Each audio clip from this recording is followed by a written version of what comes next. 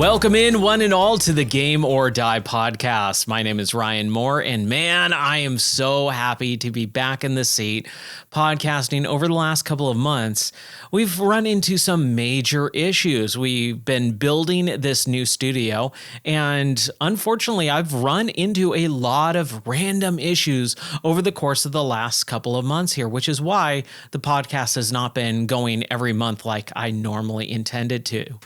Now, the good thing is I actually intend to do much more podcasting, so hopefully I'll be able to break down and record issues in a much smaller format than I normally do. I normally go for several hours, right? And I want to make sure this podcast is not only current, I don't want to wait a month or two before I record a new podcast. And there is a lot of stuff to talk about in the world of gaming. So I'm very excited to maybe try and get a episode out every week like I used to last year at this time, or maybe every other week, but hopefully not every month or 2 months, unfortunately. There's been a lot of stuff going on in my life. And just to kind of give you a quick update, number one, we moved over the end of the summer, and the weather has been pretty rough this winter. Fall kind of never happened. It happened for maybe like a week or two, and then it went directly into the winter, and the winter has been brutal here. Now, one of the biggest things is the studio is a separate location on our property. It's a separate building. And that has been very difficult for me to deal with. It's something brand new. And I've had to basically build this. It was 4 walls and a roof, and it's technically a stable. And so dealing with electrical issues, insulation issues, building walls, dealing with insulation, it's been rough. It's been a very, very rough road, but I feel comfortable right now, and I'm very happy and blessed that I get this whole studio to kind of do what I want. So I've been building a separate area for streaming, a separate area for work, a separate area for, green screen area for VR. It's honestly really fun. It's just learning how to deal with the space that I'm given and what I want to do, and trying to not only just build back what I had in the old house, but build something new and exciting and interesting. So before I get into the games that I've been playing and everything, I just wanted to give a quick update on my life in general. Life has been great. We have a new cat. His name is Marshmallow. Around my birthday, we were able to take him home, and he's been awesome. We have a brand new baby puppy. Her name is Viper, and she is just a joy to hang out with. She's very snappy. She likes to chomp on things. So dealing with multiple animals, we have our ducks and our chickens as well. We're starting to build up a lot of stuff on our property, and it's just been a very fun time. But that is also taken away from my hobby of gaming and streaming a little bit. But, I'm trying to find a good balance of that. Also, the streaming side of my life has become a little bit sporadic just because of life issues. I also am in a improv group with my church, and we've been doing a lot of really fun stuff, very fun practices over the last several months. And now we're ready for our first actual show in front of an audience. So at our church, we are doing our first official show in just a few days, and I'm very excited about that.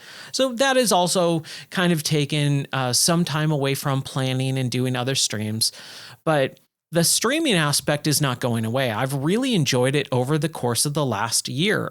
Back in early January of 2024, I started streaming every day. I not only streamed every day, I streamed multiple times per day, a few hours in the afternoon or early, noon time, and then in the evenings as well. Over the course of the last year, I've kind of settled on doing a few hour stream every night at 11 p.m. Central on Twitch, YouTube, Kick, Rumble, and X. And you can always find that information down in the descriptions and all that other extra stuff. You know where to find that. I also do this podcast. I also run a Discord server. I also write articles and reviews and film reviews for the YouTube channel, and also write reviews for the website gameordie.net. So I've got a ton of stuff going on, and I am very happy about it. I'm happy about the content that I put out, the amount of information that I'm able to give about gaming with my background in gaming, and I'm just happy. I've found a good balance of kind of everything, and I'm just tweaking it to make sure that it's up to my standard of quality more than anything else.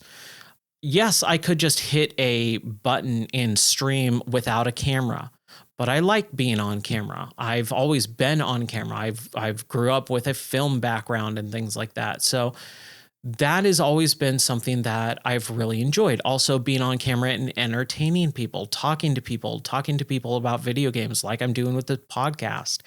It is all there to to give me something that I enjoy, and that's really the first and foremost thing about it. But the streaming aspect is something that I've been tweaking around and playing with for the last year.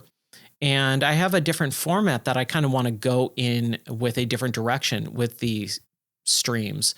So I'm going to be working on that as my major thing that I'm doing with my life. And if you ever want to join into the streams, you can always find it on gameordie.net. And I always, try and post that stuff. Or on YouTube, it's gameordie007.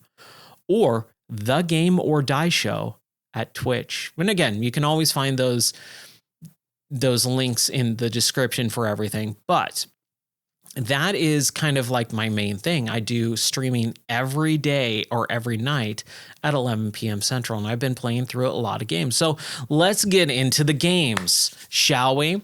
So every month, I try to do a game of the month where I sit down and play through a game every month and feature it on these streams. So in January, I wanted to play a game that came out a couple months earlier, but again, with a lot of the winter issues, the holidays, family was over for Thanksgiving for a couple of weeks, and we had to deal with a lot of big stuff. I was not able to play it when it first came out, and it's the game Stalker 2, The Heart of Chernobyl. Or Chornorbol, as it's spelled. I don't know why. If you've never played or heard of the Stalker games, it's a game about Ukraine, or it's made in Ukraine, and it deals with radiation fallout of Chernobyl and the events in an alternate history. And what happens is basically the world has kind of deteriorated into a post-apocalyptic nuclear fallout, kind of like the Fallout series, where there are mutants and things like that, but it is much darker. It is much more unforgiving. It is much deadly, to say the least. And that's kind of one of my biggest issues with it. I've never played a Stalker game, and I kind of knew what I was signing up for with it, but I wanted to make it a fun experience. So I did a whole video, a YouTube short, just about a minute and a half long, of me pretending to be what is called a stalker in that game. And a stalker is basically kind of like a bounty hunter, like a witcher, a bounty hunter for this series, from what I can understand. And so I'm walking through the woods, and I'm talking to the camera, and I pull out my gun and go hunting for this mutant. So I actually got to be in my backyard and shoot some of my guns on camera. And that was really, really fun. It was a fun little video. It did fairly well for the YouTube channel. And I said, hey, join me every night as we play through the Stalker 2 game.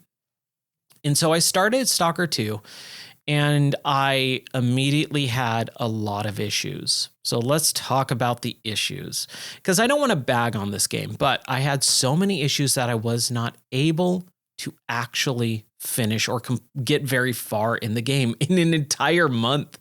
I did several streams, and this game is so stupidly difficult. It broke me. Honestly, it broke me. There was one or two streams where I basically rage quit the game. I said, that's it. I'm done. I'm done with this. Where I would be in a menu system and wolves would pop up or mutant dogs and they would attack me and I would die and I'd lose progress. There was dozens of times where I get stuck in an area where there are these anomalies. And the anomalies can be anywhere from a portal to a fire patch where just flames shoot up from the ground. They're black holes randomly exist, and these are usually not seen. They're heard. And you basically have this scanner, like this little beeping scanner, kind of like the alien scanner in Alien Isolation, where when you get close to the anomaly, and I'm talking real close, like it will just kind of randomly beep every once in a while, but then that beeping gets louder and faster as you get closer to it. But the closer that you get to it is just like right on top of you, and it will start freaking out. And you got to figure out, oh crap, how do I traverse through this? Or how do I go around it? And so I really tried my hardest to figure out, how to go around it or how to get through it, see if there was something on the other side, because usually there's a risk reward for these types of anomalies. There's something inside the anomaly or around it or something like that where it will help you during the game. And this game is just so brutal. There's a survival mechanics to it, food and water and radiation. And man, it is just hardcore. It is probably the most hardcore game I've ever played. And so as I played through this for just even a handful of hours, I was dying in the dozens and dozens of times per stream, to the point where I got about roughly 2 hours into the story. And I played for about 9 hours. That's how much progress was just destroyed by getting killed within the game. I had over 102 deaths in a 3-hour time span. The game just was not allowing me to progress. And I got so frustrated that I just had to drop it. There was so many other things going on in life. I got super sick multiple times in December, and I was not feeling well in January. A lot of weather. The weather has just drastically changed. This is probably the most brutal weather for winter I've ever experienced, where one day it will be 60 degrees. The next day it will be 8 degrees. It'll rain for 3 or 4 days straight and then be sunny for a day and then go back to blistering cold and snow. Like, just a lot of life stuff happened in January to where I just did not enjoy this game. And then all of everything else coming upon me was just really rough. So I just had to go, you know what? I'm not enjoying this game. I'm having a really hard time with it. So I'm just going to put it down for now. And I hate doing that. I hate putting down games, especially if it's a game I feel like I should be good at. I should be fine with a first-person shooter. But I think, honestly, playing first-person shooters in VR over the course of last year, which is how I played most first-person shooters, it's really destroyed my enjoyment of flat, regular first-person shooter games. It is such a difference when you jump into VR and you have full control of where you aim the gun with your physical arm and being fully enveloped into that game, that if I could play Stalker 2 in VR, I think I would have a much more enjoyable experience. But sitting there watching it on TV, it just felt flat, and not just like physically 2D, it felt boring for the most part. It didn't feel like I was immersed into the game in a way that I wanted to. I really wanted to be fully enveloped in this game world, and I just couldn't care less about half the stuff. A lot of it also spanned from the game having a lot of game-breaking bugs. This is a game developed by a studio in Ukraine during the Russia-Ukraine war over the last couple of years. And the game's been delayed multiple times. A lot of the actual people developing this game are in a war zone where they had to go into hiding and they couldn't talk, and be public about the game because they wanted to make sure that developers didn't die. That's how big of an issue it is. So I really, really tried to give a lot of leeway with this game. But I ran into so many bugs, so many game-breaking issues that I just could not continue on with it. And I had to put it down and just say, you know what? I'm going to come back to this game when it is fully finished, when it is fully done, because right now, even though it's a 1.0 official release, it feels half-baked. It feels like there is a lot of issues that I just could not get past.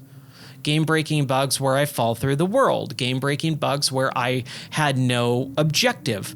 I tried, the main storyline broke for me at the very beginning of the game, and there was no way forward. So I could not play the game unless I restarted, and I already dumped like a handful of hours into that game, and I was already having a huge issue.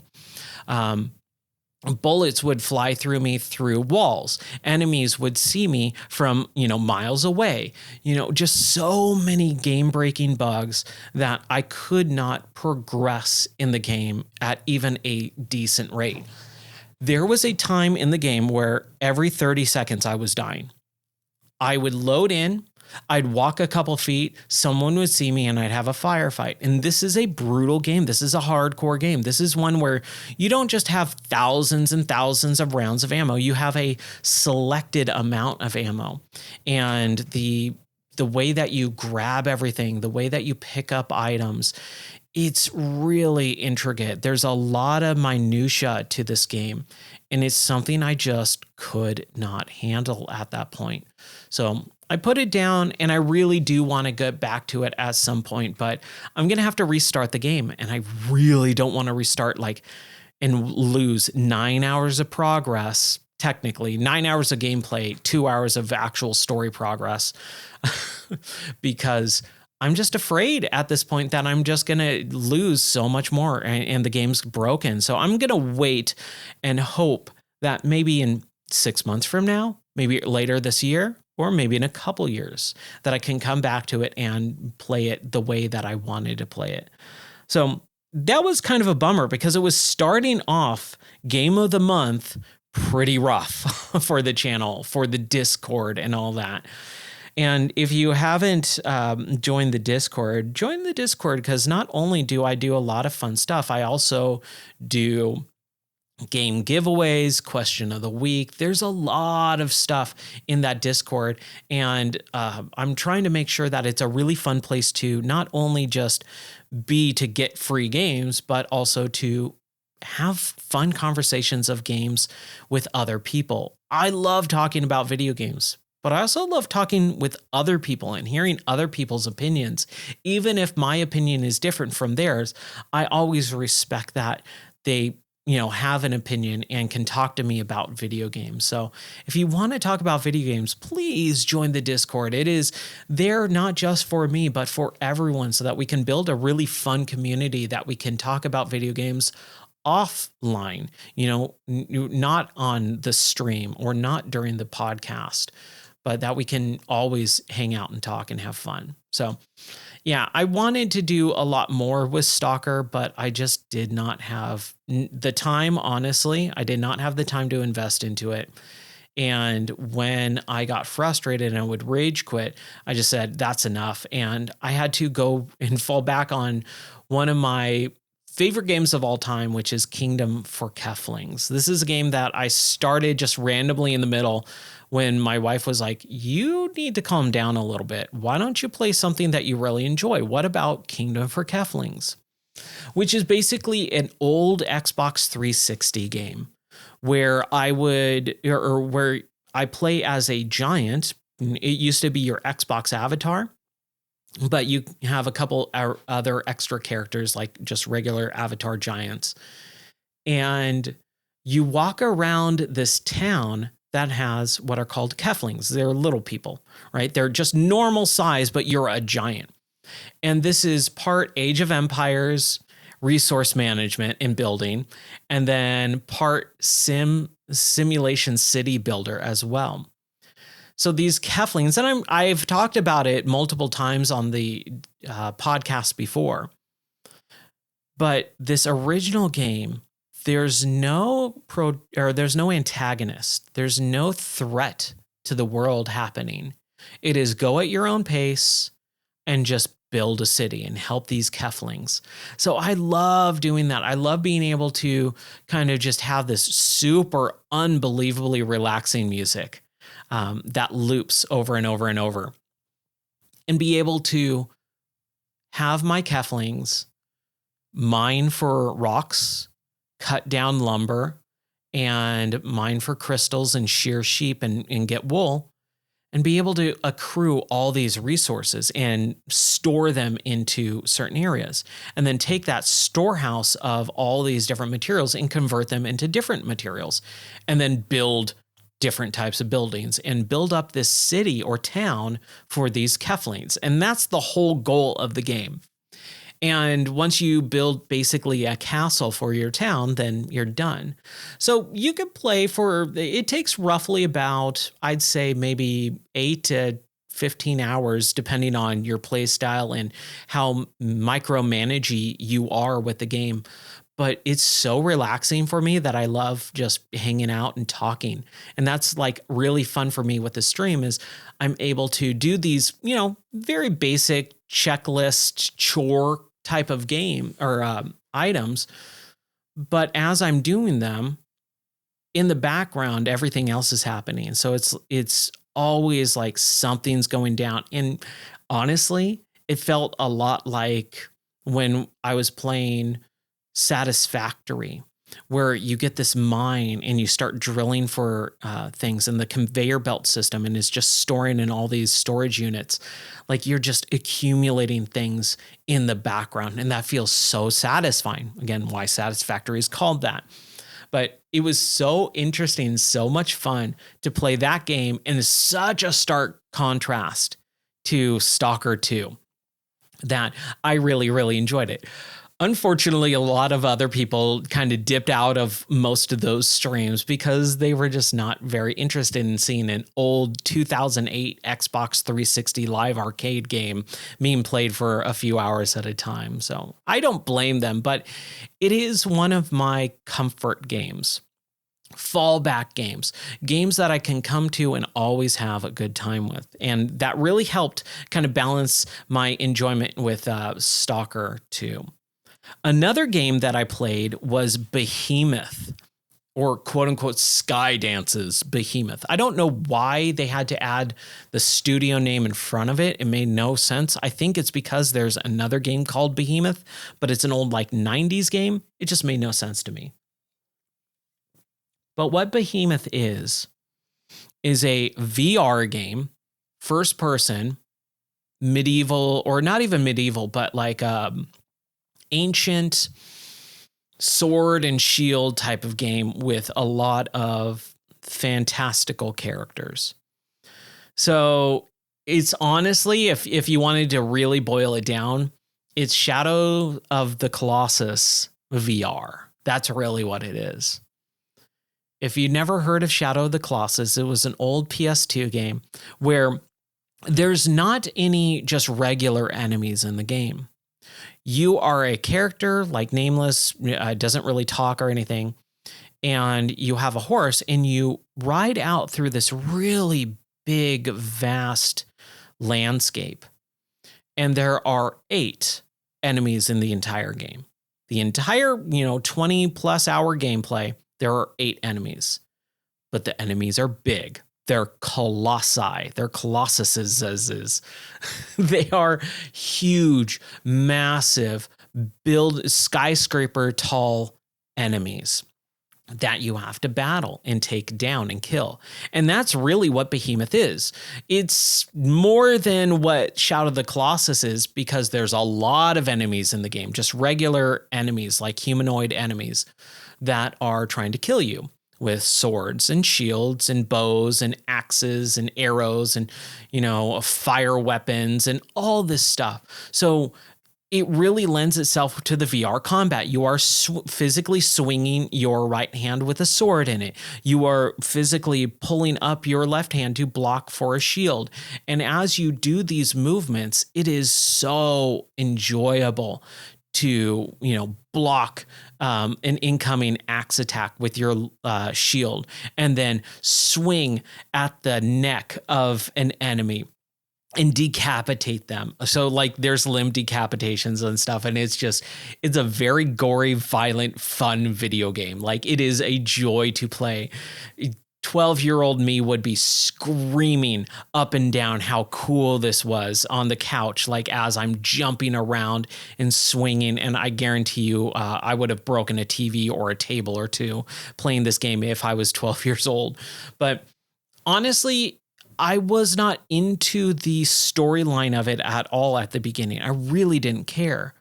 But as the story developed, it was actually really interesting. I had a very good time with the story. I got really involved with the main character and my spiritual side quest character or side character that kind of like stuck in my head and was a voice inside my head. Kind of reminded me of playing Hellblade, Senua's Sacrifice last year, where all of that game, and I played it in VR too, man, that's actually a really good similar type of game, Hellblade, where you're battling with swords and shields and stuff like that, and you've got a voice inside your head. Like, yeah, that's actually, I just thought of that, and it's very similar to that. But the main thing and the main bosses of the game are these behemoths, and there's 3 or 4 of them.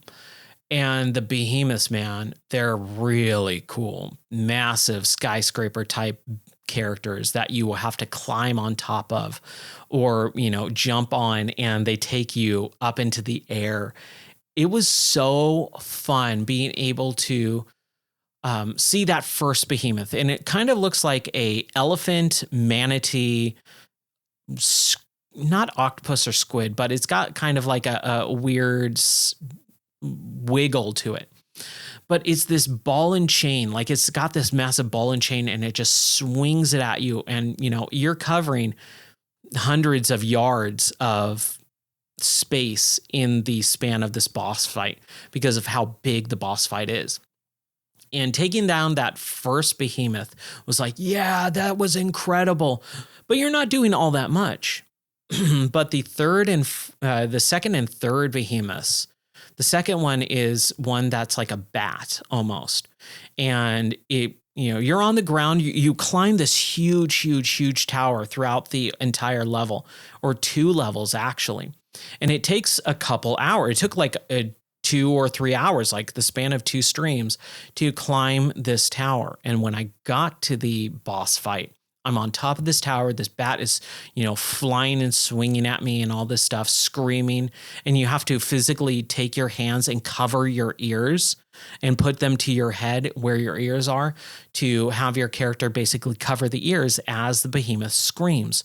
Because if you don't, you'll get disoriented and you'll take damage. It's incredible. It's a really good mechanic for a boss fight, especially in VR, because you're physically doing those actions instead of just pushing a button. And that's what I think a lot of VR really needs to focus on, is making those physical interactions mean something. There needs to be weight to them. And so as I played through Behemoth, I was just enjoying it more and more and more and more. And when I got to the second boss fight, that's where I started falling in love with the game. Because you're at the top of the tower and, you're just doing kind of this basic moveset. And I was like, yeah, this is fine, whatever. But once you kind of hurt the behemoth, it starts taking off into the sky and you go, no way, I'm not letting you go. So you grapple it, grab onto it, and start climbing on top of it. And it starts going into like the sky, like stratosphere level of height. And so you're climbing on and holding on for dear life as this behemoth is trying to run away. and you're really tiny. So you're climbing up its toe for, several feet, and then you get on its heel, and then you get on the calf muscle of it. And you're just making your way, climbing and holding on as this bat-like creature is flapping its wings and going up and down, trying to shake you off and all this. And it is just so incredible. You get up on its back, and you finally have like a moment to breathe and go, okay, cool. Where am I? What am I doing? Like, let me gather my surroundings. And you look over to the left and right and front and back and up and down. And you're just in the sky, like miles and miles and miles above the ground. Like, if you fall off, you're dead. Like, there's no coming back.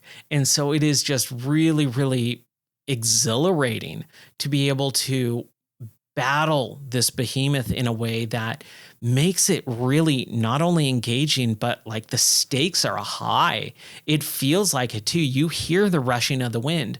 I was sitting because I was having some studio issues. Like I said earlier, a lot of the studio has been having some major power issues, temperature issues, and things like that over the course of the last couple of months. So there was a time where I just had to go, you know what? I have to stream inside. And so I set up a very small temporary section in our living room, and I'm sitting there at like 2:00 in the morning, playing this and streaming this game. And I have a couple viewers asking me questions and watching me play.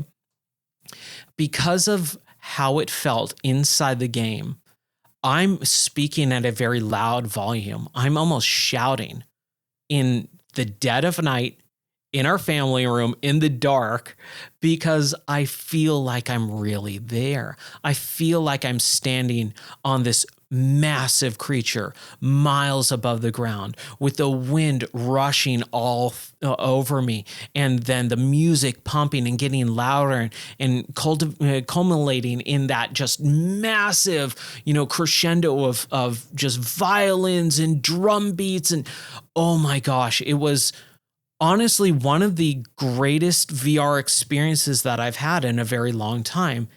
And man, it just didn't end. It didn't stop. It just kept going and kept getting bigger and bigger and bigger until I finally took down the behemoth. And it was incredible. And from then on, for the last, fourth half of, because that's about halfway through the game, the rest of the game just kept going, and I just had a blast. And like I said, I fell in love with it at that point. I was like, dude, this game is special.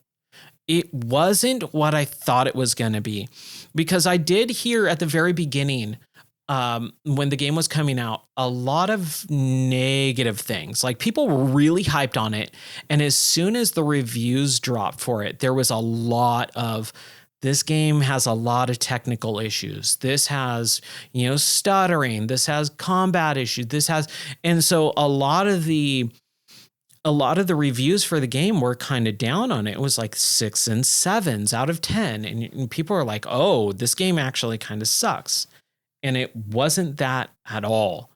It was it definitely had issues, but they weren't anything that I couldn't overlook. It didn't bring down the gameplay too much. There was a handful of issues where I would die when I didn't think I should have died. My sword attacks were kind of missing or not colliding with my enemies the way that I felt they should. But it was nothing so detrimental that it would cause me to have a less enjoyable time with the game. And so I really think that the reviews hurt the game at the beginning, because that game is really cool. It's really special. So if you have a VR headset that's capable of playing and running this game, I think it's on the Sony PlayStation VR 2 or whatever it's called, PSVR 2, and the MetaQuest, or the way that I play a lot of my VR games is I use my MetaQuest 3 to wirelessly play PC VR games. That's how I do it. But I do standalone every once in a while. I played Behemoth on Steam, and oh my gosh, it was just so good. It's fantastic. Play that game if you enjoy VR. It is phenomenal. Oh, it's so good. Like I'm getting a little bit of shakes because it's so fun and so good. Like I just want to replay it. That's how awesome it is. I never replay games. You know that. All right. So that's Behemoth. There was a couple other games that I played over the course of the last month or so. And another one was a game called Cold VR. Since I just talked about VR, I'll just kind of add this in. Cold VR is basically reverse Super Hot. Super Hot was a game that came out in 2016, 2017-ish. Or no, it was like 2015, I think. And it's this weird white room area that you play in a virtual environment, and when you move, time moves. And these weird red polygon guys that have no features are trying to attack you. And so you have to dodge and, move around. And it's a really fun, older indie game.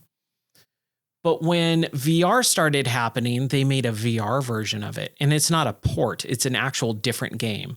It's Super Hot VR, where you are able to move around in virtual reality, and it's different levels, different scenarios, but it's still the same main game. It's like a sequel made specifically for VR, basically. And then they came out with a third game called Control Mind Delete or something like that. It's kind of funny. I listened to one of the old podcasts yesterday and I was talking about that game. I was like, oh man, that was like early 2020, I think, right around the time of the pandemic. And so that was the third game in the series, but this is a totally different game made by a single solo dev, meaning a single person made this entire game. And boy, it shows for good and for bad. The bad being it's a single developer, and so there's a lot of jank to it, but nothing that I would say was detrimental to the experience. It was something that, I just had some issues here and there over the course of the gameplay, and, it wasn't that big of a deal. But it's a small solo game made by a single person, and it's reverse Super Hot. So when you stand still, time moves. When you move around, they say time stops, but that is 100% not true. When you move around, time is moving just at a slower pace. But bullets still travel fairly fast, still in slow motion, but fairly fast. I think it could have been tweaked a little bit. I think when I moved, the characters should have been a little bit slower. The bullet travel should have been a little bit slower. And I think that would have made for a little bit more of an enjoyable time. I had a good time with it. It's a fairly short game, about 2 hours or so. And, it is super hot in reverse. Instead of red polygon characters trying to kill you, it's blue polygon characters trying to kill you. And I really liked that they went above and beyond with some FMV cutscenes. Unfortunately, a lot of the FMV cutscenes and the gameplay and all that just didn't really gel with me all that much. They didn't make such an impact on me that I really cared all that much because it just didn't connect. What I mean by that is there's a beginning intro FMV, full motion video, like a real person, like it's a movie, basically, cutscene. And it's this guy in like some laboratory that they set up who's saying, oh, it's you. You're going to be the one to help me take down this AI inside. So put on your helmet and just jump into the game and you're going to help me.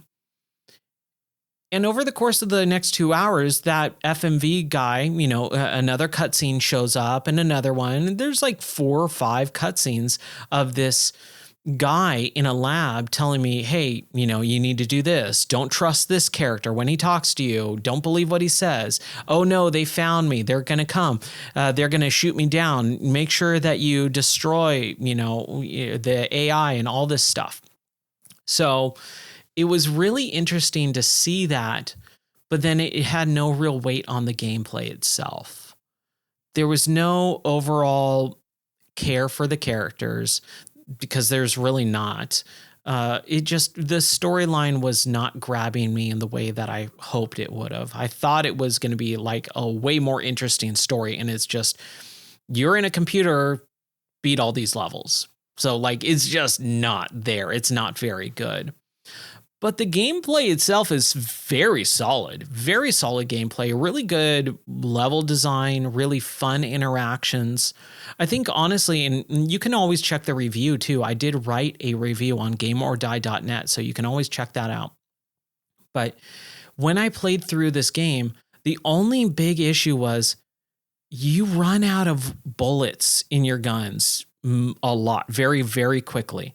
You have to be very methodical with your shooting. You can't spray and pray and spray the bullets. Like just go, I'm going to just throw these bullets all over the place and, hope they end up. I have a billion bullets in my inventory. No, you have a gun with 5 bullets, and if you miss, you're kind of screwed. And then it relied a little bit too heavily on melee combat, swords and stuff like that. So it kind of was very like you have to complete the level a certain way. And that was like, it was very linear. And that was the one thing that I felt could have been tweaked again a little bit. Give me a couple extra guns that are laying around, or like in Super Hot, where if you go up to an enemy, you can grab their weapons out of their hands.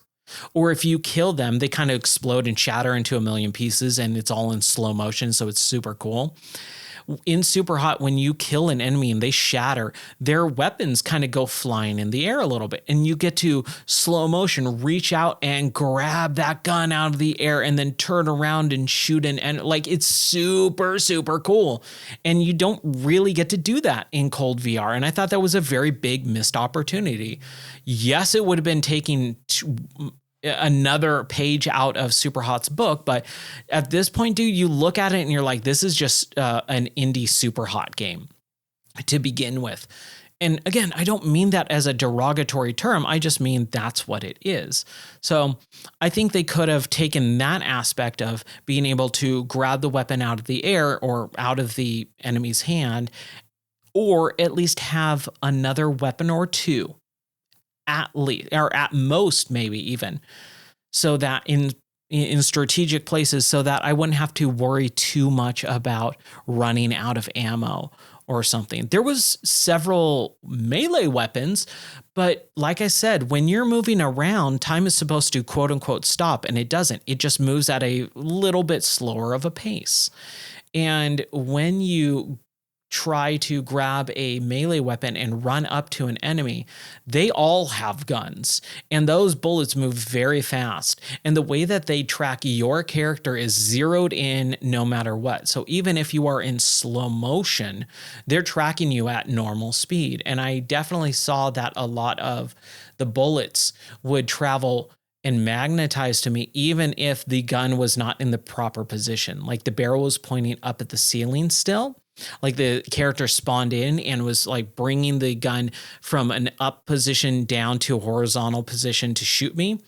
They would fire the bullet while the gun was still pointed up in the air, but the bullet would travel at me and magnetize to me.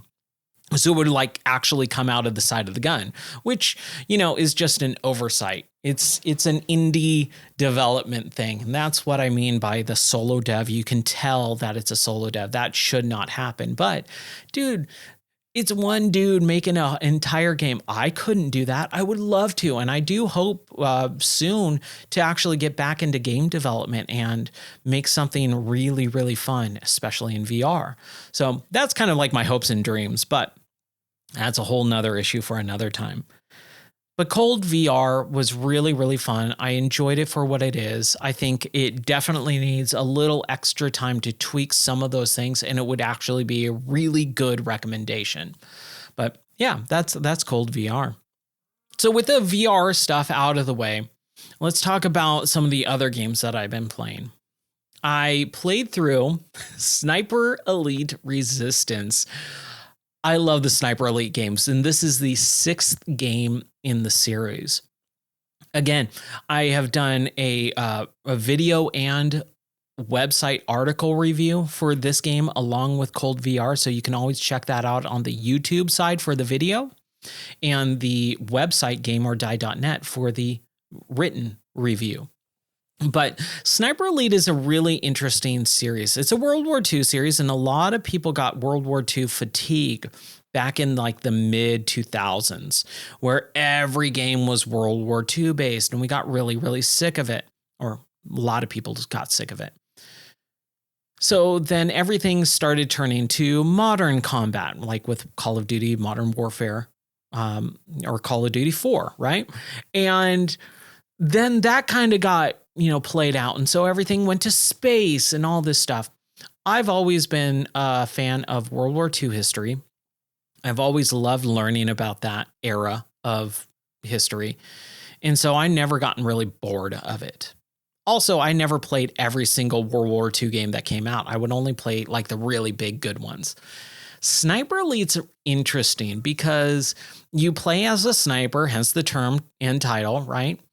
But when you play this game, it's really focused on sniping, really focused on very, very methodical tagging of characters and enemies, pinpointing where you want to take the enemy out and trying not to get spotted. It is not a run and gunner. It like that is absolutely like the worst way to play it, is just shooting everyone you can as fast as you can. No, you want to take your time with this game. And I'm not that type of gamer. So it was really interesting to learn how these games played and start playing them correctly.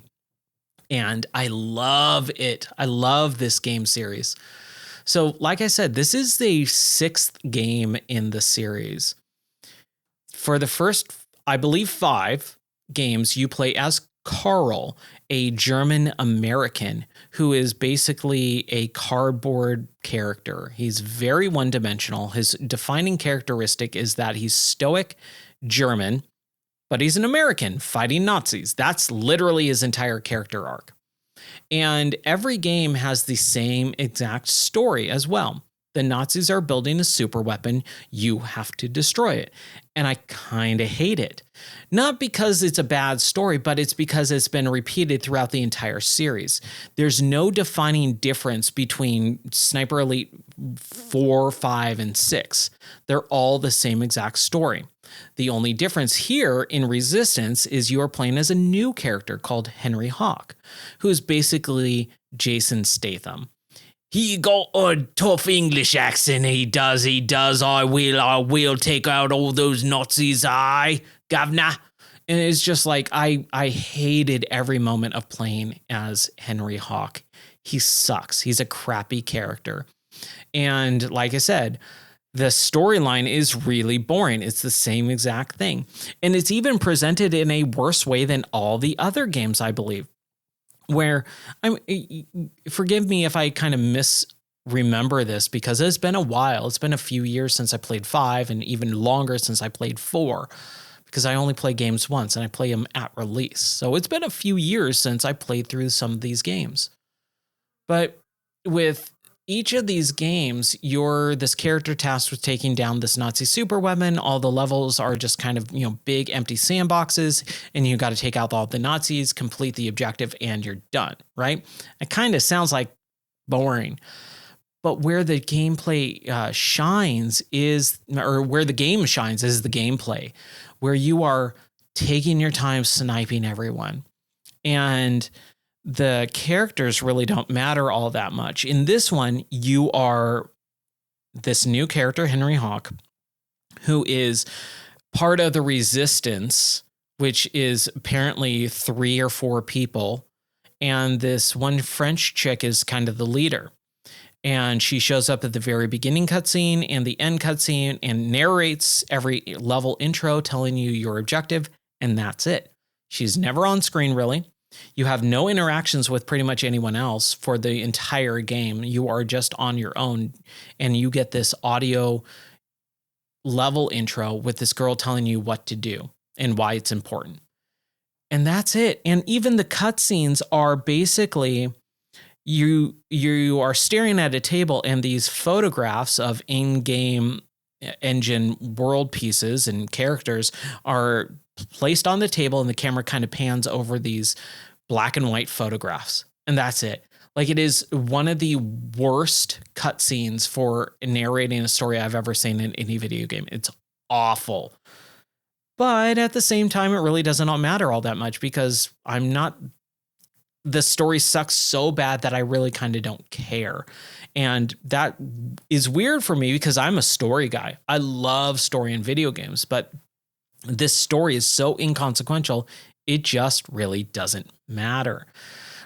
So I always try to make sure that when I come to a game like this, that I pay attention to the story. If I don't care about the story, I'm still trying to know the main things that I need to do, even if it's super boring. I'm not a person that skips cutscenes. I hate when people do that. I see a lot of people and a lot of streamers who go, I just play for the gameplay, but they play narrative games. I used to watch someone, and they were playing Spider-Man, the Insomniac Spider-Man games. And I'm like, dude, this is like 90% game or storyline. What are you doing? Skipping? He goes, yeah, I don't care about story in video games. I just like gameplay. And they're playing these like big narrative games. Like, it just made no sense to me. It's like watching a movie and walking out of the room every 5 minutes to take a phone call. Like, why even bother? Right? Or it's like reading a book and just going, well, I don't like this character, so I'm just going to skip every section of this book that has this character. It just doesn't make sense. Like, you have to meet the game at, some point. It's presenting a story. You have to meet it at that. Even if you don't like it, even if it doesn't interest you, you have to at least pay attention so that you know what's going on.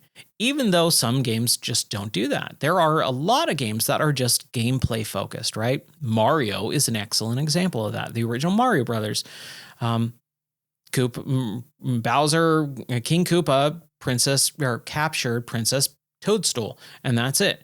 And she's in another castle. That's the entire story of Mario 1.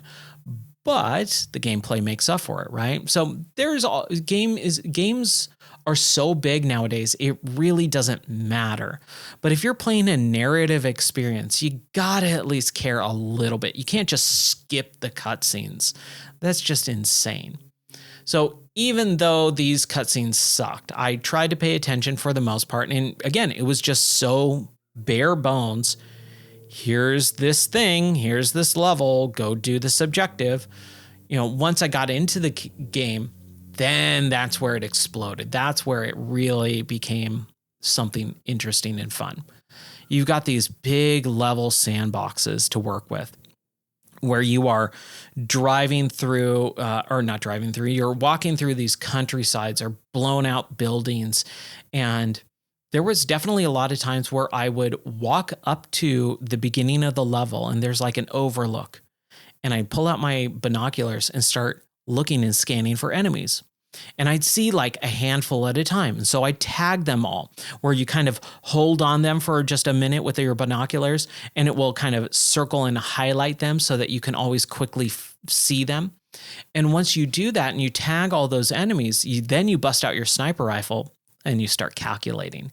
You go, okay, this guy's going to go from left to right, left to right, left to right. And then I'm going to adjust for the wind speed and the how long the shot is going to be. And once you dial everything in, you pull the trigger and everything goes in slow-mo. And you watch that bullet spin and spiral and travel from, your gun barrel all the way to the enemy, which could be several hundred meters away. Like, I think my longest shot was like 720 meters. Really long, far distances. And then when it meets up with the enemy on the other side, that bullet travels into their brain or skull and shatters. And you get this X-ray of what the bullet is doing and how it's damaging the enemy. And that's really the big gimmick of these games, is the X-ray shots. And so when you get that satisfying heart shot where it just pierces their heart, or you blow off part of their jawline and their teeth go exploding out, or you shoot a sniper from a rival sniper and you get that scope shot where it goes through their scope and punctures the eye and pops that eye. Or you get the, oh man, this is the big one, the testicle shot. When you shoot an enemy in the groin and you see the X-ray image and their testicles are sitting there and it just pops and explodes. Oh, it's such a cringy moment, but like satisfying cringy where you're going, yes, I just nailed this dude in the nuts. It is so fun to play. And that's what I love about these games. So even if the characters suck, even if the story is absolutely boring, I still enjoy the gameplay. And that's what I come to these games knowing at this point, knowing that the story is not going to be very good. It's going to be just yet another Nazi super machine I have to take out.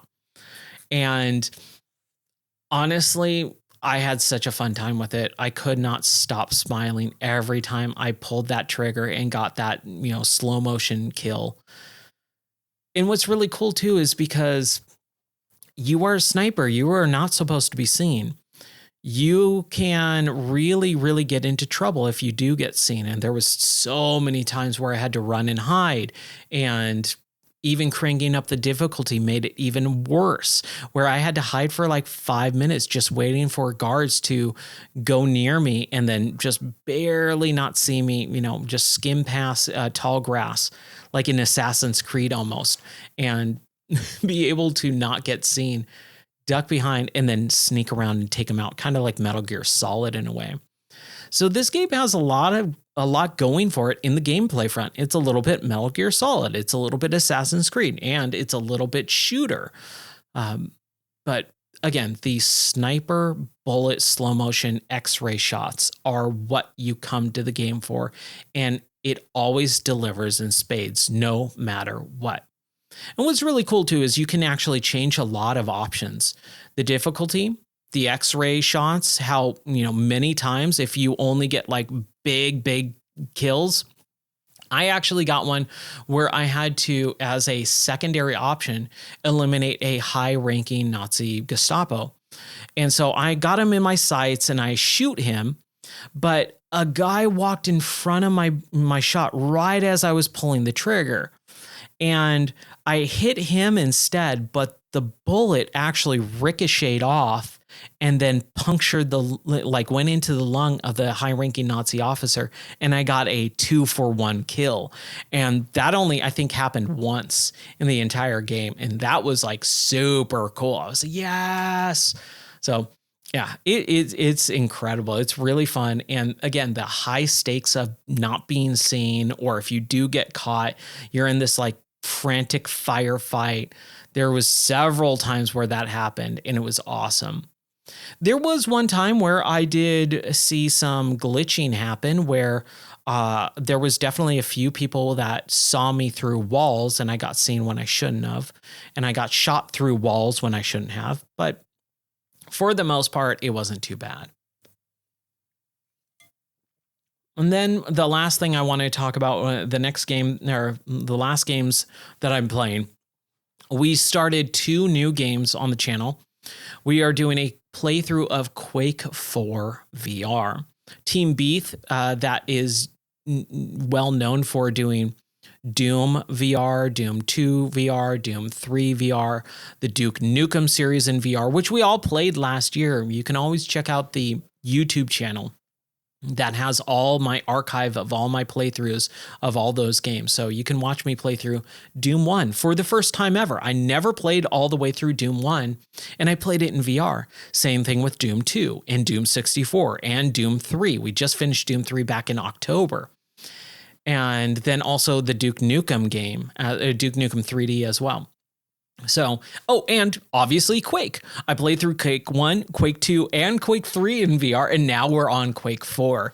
They're still developing the port, but they got a a port of it where it is able to be completed from beginning to end without any major issues. So I finally said, you know what? I'm going to finally jump into Quake 4 and we're going to play that in VR, because I was trying to figure out what to do for February, because February is kind of a weird short month already.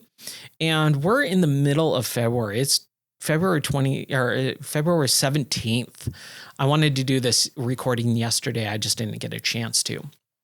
But this month has been really weird because we haven't had a game of the month yet until Valentine's Day. And the reason why is because Valentine's Day was the release of Tomb Raider 4, 5, and 6 remaster. Last year, Tomb Raider 1, 2, and 3 remastered came out, and I had a blast playing through those games again. I never played through Tomb Raider 1 all the way through, so I was able to finally play through that first game all the way through, and I had a great time. Then I played through Tomb Raider 2 for the first time since it came out on PC in 1997. And that was a blast. I remember a lot of what was going on in that game and going, oh yeah, I remember this as a kid. Like that nostalgia like rushed over me. Same thing with Tomb Raider 3. I played through most of Tomb Raider 3 on the PlayStation when that came out in 98, but I never finished it. So I was able to play through and finish Tomb Raider 1, 2, and 3 with those remastered back in February of 2024. Well, exactly 1 year later, on Valentine's Day of 2025, we got Tomb Raiders 4, 5, and 6 remastered. Now, I did play through a bit or a good chunk of Tomb Raider 4, the original, on PC back last year on stream. I streamed Tomb Raider 4 and I got about 60 to 70% of the way through the game.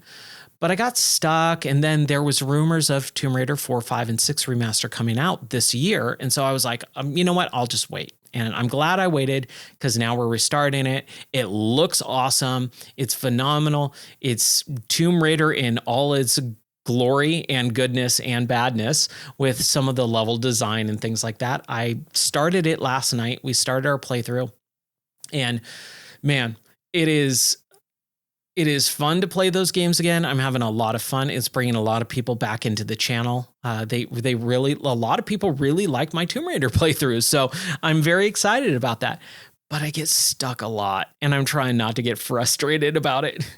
Also, I will say Tomb Raider is kind of an interesting one because especially with 4, I noticed this a lot. There is not as many of those musical cues. There's no level music in the game. It's all ambiance. So it's very quiet. And you'll hear the wind howl a little bit. Or you'll hear a dog bark, ruff, in the distance every once in a while. But for the most part, you're in Egypt, which I love Egyptology. I love the study of Egypt. So I'm very happy with it. But oh my gosh, I'm so bummed that there's not something more in the background than just some of those ambient sounds or just whistling and howling. It's very eerie, very creepy, especially for the first part. And when I stream, I'm very self-conscious of that. I always don't like the quote unquote dead air, right? So I have to constantly be talking. Oh my gosh, it's kind of a little bit exhausting. Played for almost 3 hours last night in that first episode of the playthrough. And now I'm talking for over an hour on this podcast. And oh my gosh, it's a lot. That's all I'll say. Anyways, so that's kind of what I'm playing through on stream. Quake 4 VR and Tomb Raider 4. Wow, that's weird. Tomb Raider 4 and Quake 4 on the streams for the foreseeable future until I finish them, and then we'll jump into a couple other extra things. Before we kind of close out everything, there's one thing that I did want to talk about really quick, which was Sony's State of Play. It's their press conference thing where they showcase a lot of new upcoming games. And recently, just within the last handful of weeks here, they announced that they canceled like 8 massive titles, first-party titles that were more games as service. Games as service has been a big, 4-letter word basically for the last several years in the industry. It's basically an always online experience where the gameplay is always changing, always requiring internet, and it's more of a cash grab, money grubbing scheme than anything else. And you see that. You get loot boxes where you are free to play. You can download the game and play it for free, but then they'll entice you with cosmetic items every week that always are different. So they're always expiring. So, they really do prey into the fear of missing out, or FOMO, as a lot of people online call it, where you are always going to miss out on something if you do not pony up the cash for it. And it's a very predatory type of way to make money and do business. And a lot of people hate it, and rightfully so. So it's been really crashing and burning over the last couple of years here. And last year with Concord, where Concord was this big, massive 7-year game that was in development and Sony put hundreds of millions of dollars into, only for it to be completely taken offline and deleted within 2 weeks of it being released. It came out, it flopped so hard in the first 2 weeks that Sony just pulled the plug and said, we just spent $100 million on this and no one's playing it. We're done. Cut our losses. And that was the probably biggest thing that's ever happened in video games. Like, it's a big deal, and we don't really talk about it. I didn't really talk about it all that much, but it's a huge deal. And it finally was the tide turning a little bit with Sony and Microsoft knowing games as a service doesn't work. And everyone hates it. It's a bad thing. As soon as you say your game is games as a service model, everyone just will badmouth it. It's a bad thing nowadays. So it's nice that the tides are turning. It sucks that it happened to a game, but that game was definitely not just that. That was not the only issue with that game. There was a lot of DEI and a lot of propaganda. Like, there was just so many things wrong with that game. It was like the culmination of every bad thing, every bad industry practice that happened. And we finally kind of said enough is enough. And we saw that. And so that was good. And then Sony said, a couple of weeks ago, we're done. We're done with games as a service, or at least for the most part, and we're canceling pretty much all of our games. So it was weird to hear them say, we've got a press conference coming out, and you'll see what we're going to do for the next couple of months here, or the next year or two. And it was like, dude, what are they going to put out? Like, how are they going to be able to do this? And so it was really interesting. But there was a handful of titles that, like, I looked at and went, oh, that's cool. I'm excited for that. And so there's just 2 that I did want to talk about briefly. The first thing that they showed was Shinobi Art of Vengeance. It comes out at the end of August, on August 29th. And it's Shinobi. It's another Shinobi game. Shinobi was a Sega Genesis title. They had 3 games: Shinobi, The Revenge of Shinobi, and Shinobi 3, The Shadow of Shinobi. I can't remember. But these were titles that I loved renting from Blockbuster. What kid doesn't love ninjas, right? And Shinobi is a ninja, and he's a really cool, Joe Musashi, I think his name is, or something like that. I can't remember the character's name. But he is so cool. He's a ninja in white and red ninja garb. So he kind of stands out. He almost looks like Storm Shadow from G.I. Joe. And oh my gosh, it's so fun. Side scroller. And this is another side scroller. It looks very, very fresh. It looks like it's got a great coat of paint on it, with a development team and studio behind it that understands what Shinobi is and why people like that game. And, the definitely fast sword slashing melee combat, Shuriken throwing ninja stars and stuff. It looks really, really good. So I'm very excited about that. And the other game that they showcased is called The Midnight Walk, which comes out even earlier on May 8th. This is a really interesting game, because when we saw this a few months ago, I think at the Game Awards or something. This is it's a claymation game. And I thought it was going to be like a side scroller. But when they finally showed the gameplay of it, it's all first person shooter, or at least first person perspective. And I went, oh, whoa, cool. And it's VR. So I'm super doubly stoked for this game. It's got this weird claymation Tim Burton art style to it that looks very similar to Little Nightmares. So it's got a horror theme to it where it's weird and dark and twisted, but it looks almost semi-playful, like Little Nightmares does, where it is horror themed, but it's got this weird, twinge of innocence to it. It's not blood and guts horror, stabbing Jason and Freddy type of horror elements. It looks like a really interesting story that is something that kids can get into, even though it's scary, but at the same time, it's not evil, where it's not dealing with possession or satanic stuff or any of that.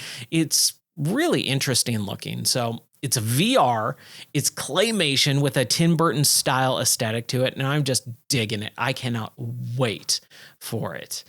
But yeah, that was kind of the only two that really stood out to me with the state of play for February of 2025 for Sony. Microsoft has kind of gotten their own thing going on too, and Microsoft's in a weird place right now, but we can talk about that on the next podcast because I kind of got to wrap some of this stuff up, and I don't want to make these podcast episodes too long anymore. I think a lot of people like the more shorter, so I'm going to try and keep it to roughly about an hour or so for these episodes, and hopefully be able to do them a lot longer or more often too, frequently. I'm going to try and do it every Sunday. Whether that's live on Twitch or whether that's just recording and putting it up. But I'm going to try and record a podcast every Sunday. Also, one of the things that I'm trying to do is build up more, not just streaming VODs or video on demand for the YouTube channel, but also actual series of playthroughs of games as well. Non-live, but just actual, YouTube playthroughs. So the first series that I'm going to be doing is, and I already recorded this like a month ago, but I just haven't had time to edit or do anything with it, is the Mario Kart series. A few years ago, I played through the entire series for the first time, all the way through every single game, and I had a blast with it. And I kind of want to do that again, but record it and, have people be able to watch it. So my goal is to do all the Mario Kart games, playing through every single cup on medium, just normal. I'm not going for hardcore statistics or anything, but going through every game with each episode or each video being a single circuit or cup. So those can take, 15, 20 minutes. And if I can record all of those and put them out, I think that's going to be super fun and interesting and awesome. So look forward to that on the YouTube channel side of things for Game or Die. And then, like I said, the game of the month for February is Tomb Raider 4, 5, and 6 Remaster. Now, there's no way I'm going to be able to get through all three of those games in the next, week and a half. It's just not possible. We're already in the 17th, and February is a short month. We've got like 11 days left in the month.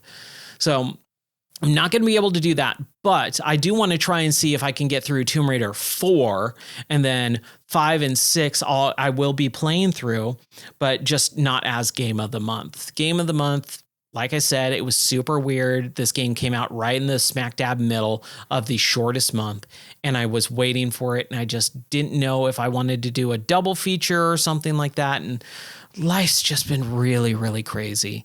So I'm trying to get back on track, trying to make more of a concerted effort to have a solid schedule of not only live streams every night, but also content dropping on the YouTube channel as well, so that you can watch other things that I play. So I don't have to just stick with, one single thing for the stream, because I'm going to be changing up the format of the live streams into a very fun, different format, but it's going to take a while. And I was hoping to get that done, by now. unfortunately, because of all the life issues, because of the studio, having so many power issues and cabling issues and weather issues and building issues, is just really just thrown me off track, off balance completely. So I have to get back on the horse, kind of reorientate myself and make sure that I focus in and start getting some of this stuff nailed down so that I can put my full focus onto the live streaming aspect. Because once you see the format that I go with the live streams, I think everyone's going to go, dude, this is really cool. This is super fun. And I don't want to give any of that away just yet, because who knows if it's going to work or not. But I'm trying something new. I'm trying something different. And I'm really, really excited about it. I think it's something that I want to see from other people. And so that's what I really try and do, is I try to make content. I try to make videos. I try to do streams of what I would enjoy watching and seeing and listening to. So that's what I hope to do for the next foreseeable future. I hope you join me. I hope you enjoy these podcasts. I'm going to try and do them, like I said, more often. My goal right now is every week, once every Sunday, to try and drop a new podcast episode, even if it's 20, 30 minutes long. And then, like I said, live stream every night at 11 p.m. Central on Twitch, YouTube, Kick, Rumble, or X. So you can always find that stuff. If you want more information, you can always go to gameordie.net and look at all the different reviews and articles that I write as well. So there's YouTube reviews for the games that I play. There's written article reviews for the games that I play, which are different. They are not just like transcripts. They are totally different written articles with my thoughts. A lot of, similar thoughts with the video review, but that's it. And the last thing that I wanted to talk about was the Discord. The Discord is something that I really have a passion for. I think it's a really cool place to hang out and just always be checking throughout the day to see what people are talking about and things like that. Now, we're a small Discord, so the conversation is not frantic. It's not, hundreds of posts per day that you always have to constantly be checking. But I want it to be like that. The way that I view Discord is like a new form of internet forums. I used to love internet forums where people would be constantly talking about different subject matter. And that's basically what this is. Discord is not only a forum or a new version of internet forums. It's a combination of that plus a chat room. And when you combine those two things, that's what you get with Discord. And there's so many different extra things. So what I'm going to be doing is I'm going to be doing a couple like almost commercials for our Discord so that you can understand why you would want to hang out in there, why you want to participate with certain things, or even interact, using some of the fun created emojis and things like that, and using those voice channels so that we can participate in multiplayer madness, so that we can all talk to each other without having that audio on stream. I will definitely be on stream with my audio, but I will relegate it so that we don't have cross talk or cross chatter. It can't, if someone doesn't want to have their voice on the stream, that's fine. Like, I can take care of all that stuff. But it also allows us to be able to watch old streams together, or, alone. We can listen to podcasts, like old podcasts together. And that's what I love about that Discord, setting it up so that you can just kind of jump in. I did that when I was moving earlier this summer. During the summer, I didn't have any podcasts to listen to. Like, video game podcasts kind of suck nowadays. So I would jump in the Discord, load up the podcast channel, and it's just automatically 24/7 playing old episodes of the Game or Die podcast.